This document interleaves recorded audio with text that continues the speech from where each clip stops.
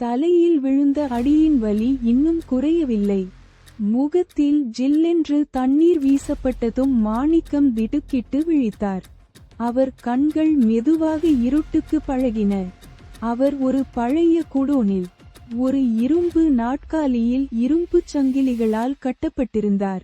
அது 2025 நவீன விலங்கு அல்ல, 1995 துருப்பிடித்த சங்கிலிகள். எதிரே ஒரு மங்கலான பல்பு ஆடிக்கொண்டிருந்தது. அதன் அடியில் புகையை ஊதிக்கொண்டே நின்றார் Mark Antony. Raghuvaran. Mark Antony சொன்னார், என்ன பெரியவரே, முழிச்சுட்டீங்களா? நீங்க யாருன்னு எனக்கு தெரியாது, ஆனா பார்க்க அப்படியே அந்த மாணிக்கம் மாதிரியே இருக்கீங்க. ஒருவேளை அவனோட தொலைஞ்சு போன அப்பனா இருப்பியோ? மாணிக்கம் பதில் சொல்லவில்லை. அவர் கண்கள் குடோனை நோட்டமிட்டன. அவரது டைம் டிராவல் கோட் கழற்றப்பட்டு ஒரு மூலையில் வீசப்பட்டிருந்தது. கையில் இருந்த டைம் பிராஸ்லெட் காணவில்லை. நிலைமை மோசமாக இருந்தது. மார்க் ஆண்டனி சொன்னார், என் கேள்விக்கு பதில் வரல. உன்னை யாரு அனுப்பினா? அந்த ஆண்டனி அனுப்பினானா, இல்ல அந்த பாய் அனுப்பினானா? மாணிக்கம் சொன்னார், நான் சொல்றதை நம்பு ஆண்டனி. உன் தலைவிதி இன்னும் கொஞ்ச நேரத்துல முடிய போகுது. என்னை அவிழ்த்து விடு, நான் ஒருத்தனை காப்பாத்தணும். மார்க் ஆண்டனி சொன்னார், என் தலைவிதியை முடிக்க ஒருத்தன் பொறந்து வரணும்டா. இதோ நீயே பாரு, உன் நகல் இங்க வரப்போறான்.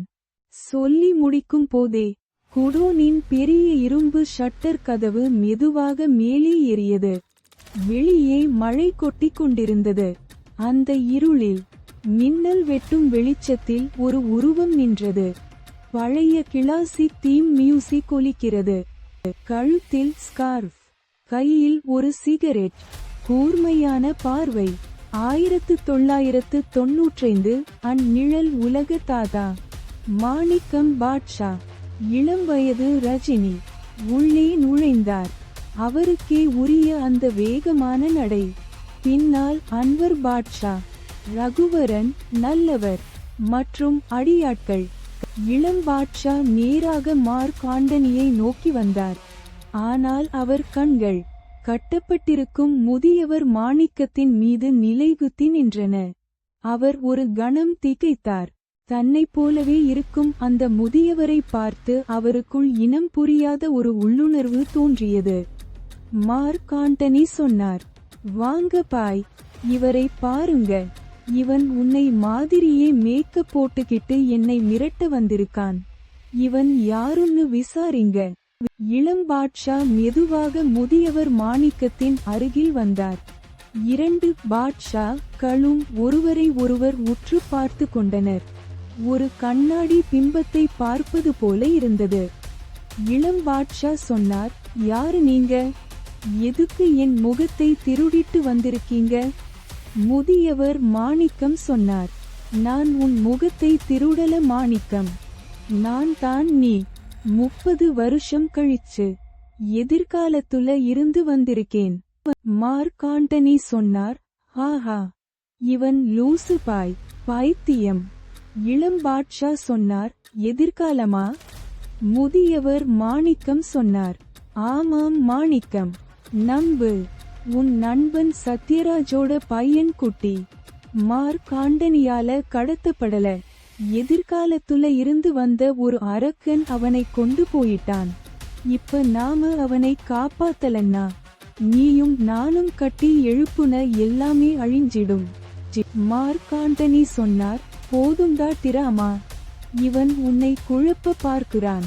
இவனை இப்பவே போடுறேன். மார்க் ஆண்டனி தனது துப்பாக்கியை எடுத்து முதியவர் மாணிக்கத்தின் நெற்றியில் வைத்தார். அதே நொடி இளம் பாட்ஷா தனது இடுப்பில் இருந்த துப்பாக்கியை எடுத்து மார்க் ஆண்டனியின் நெற்றியில் வைத்தார். இளம் பாட்ஷா சொன்னார், துப்பாக்கியை கீழே போடு ஆண்டனி. மார்க் ஆண்டனி சொன்னார், என்ன பாய், இவன் எதிரி. இளம் பாட்ஷா சொன்னார், அவன் சொல்றது உண்மையா பொய்யான்னு எனக்கு தெரியாது. ஆனா அவன் கண்ணுல பயம் இல்ல. என் கண்ணுல இருக்கிற அதே நெருப்பு இருக்கு. அவனை தொடாத. சூழல் இப்போது மும்முனை போட்டியாக மாறியது. கட்டப்பட்டிருக்கும் முதியவர் மாணிக்கம். அவரை கொல்ல துடிக்கும் மார்க்காண்டனி. முதியவரை காப்பாற்ற துப்பாக்கி ஏந்திய இளம் பாட்ஷா. அந்த பதற்றமான நொடியில் முதியவர் மாணிக்கத்தின் கோட்டில் இருந்து ஒரு பீப் சத்தம் கேட்டது. அது டாக்டர் மூர்த்தியின் அவசர சிக்னல். கோட் தானாகவே எழுந்து பறக்கத் தொடங்கியது. முதியவர் மாணிக்கம் சொன்னார், இப்ப புரியுதா மாணிக்கம்? நான் சொன்னது பொய் இல்ல.